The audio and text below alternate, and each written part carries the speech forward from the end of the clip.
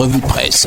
Jeudi 12 décembre 2024, madame, monsieur, bienvenue à la revue de presse sur ITFM Centre et Cam News 24 émettant depuis Garoua. Démarrons par le quotidien Cameroun Tribune à la une, Parlement, une session bien remplie. Des séances plénières hier au Sénat et à l'Assemblée nationale ont mis un terme à un mois intense d'activité, marqué notamment par l'adoption de 13 projets de loi, dont le projet de loi de finances de l'exercice 2025, l'inauguration du nouveau siège de l'Assemblée nationale ainsi que des questions orales au gouvernement. Le défi est désormais de donner corps aux dispositions contenues dans les textes adoptés par les sénateurs et les députés pour le bien-être des populations. Lire le focus de Cameroun Tribune de la page 9 à la page 11 de cette édition. Le tri-hebdomadaire Dicalo est également sur notre table ce matin. À la une, zéro hausse des prix en 2025. On parle de carburant en page 5. L'État dépensera moins pour importer le brut. Les assurances du ministre des Finances sont à lire dans les colonnes du tri-hebdomadaire Dicalo. Budget de l'État 2025. Les ministères qui se taillent la part du lion sont à consulter à la page 5 du tri-hebdomadaire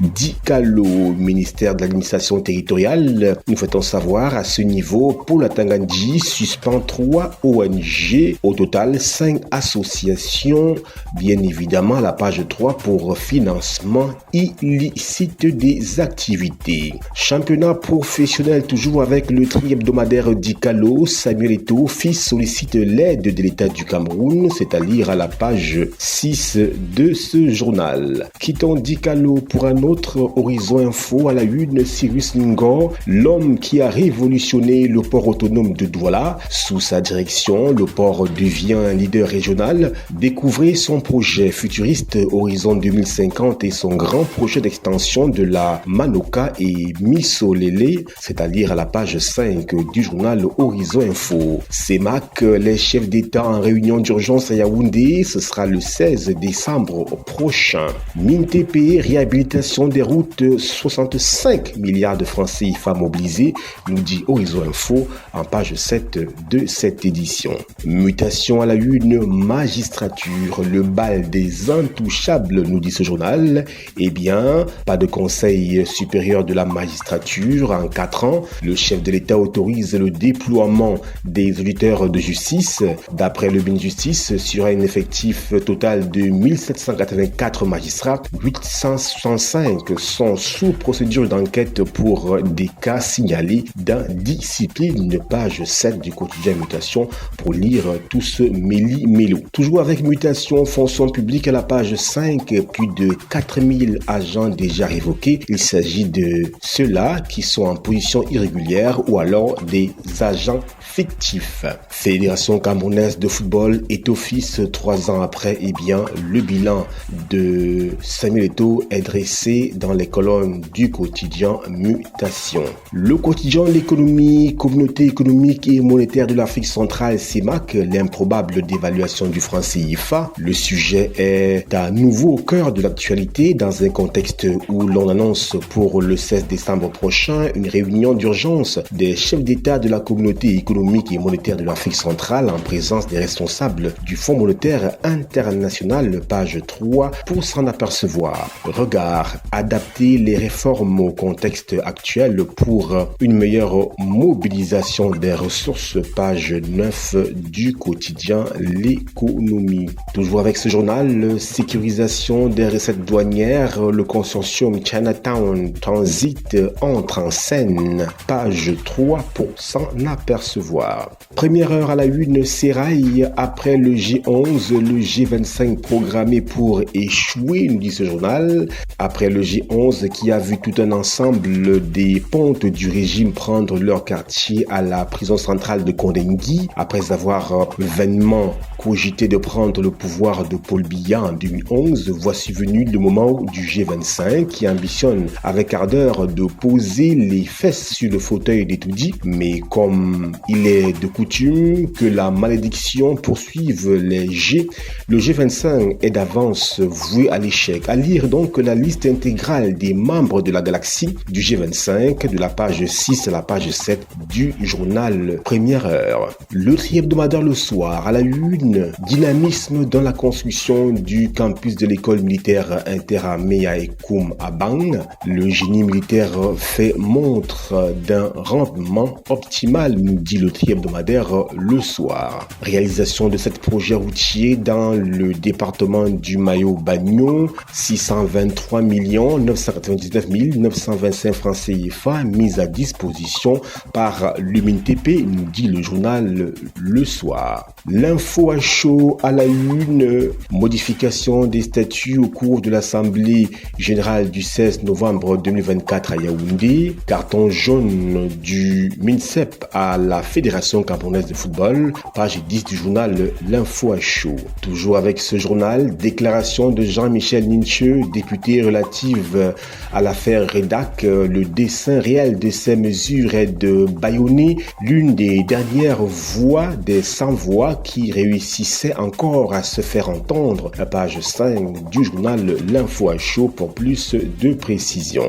Éco-santé, nous y sommes. À la une, résistance aux antimicrobiens, une priorité, bilan des deuxièmes journées internationales et bien, direction éco-santé pour plus de détails.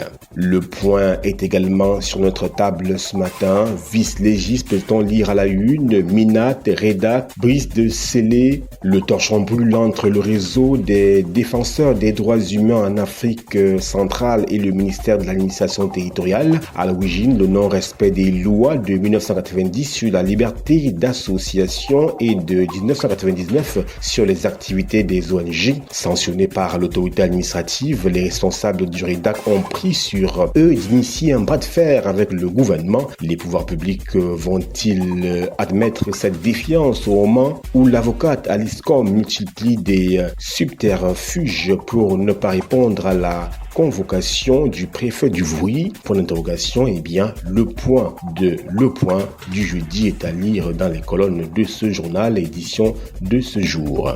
COP16 Riyad 2024, désertification, Cameroun, quelle voie? Pour l'interrogation, eh bien, direction le journal Le Point et précisément page 3. Défis actuels à la une, électricité, l'État estime à 120 milliards de francs CFA sa dette due à Eneo, nous dit ce journal. Lors de son passage devant la commission des finances de l'Assemblée nationale, Gaston Elimwe Somba, ministre de l'eau et de l'énergie, a révélé que la dette d'Eneo est estimée à 489 milliards de francs CFA, tandis que sa créance à l'égard de l'État est estimée à 120 milliards de francs CFA, c'est-à-dire à la page 3 du journal Le Défi actuel. Recettes consulaires, e-visa, 29 milliards de francs CFA collectés en un an.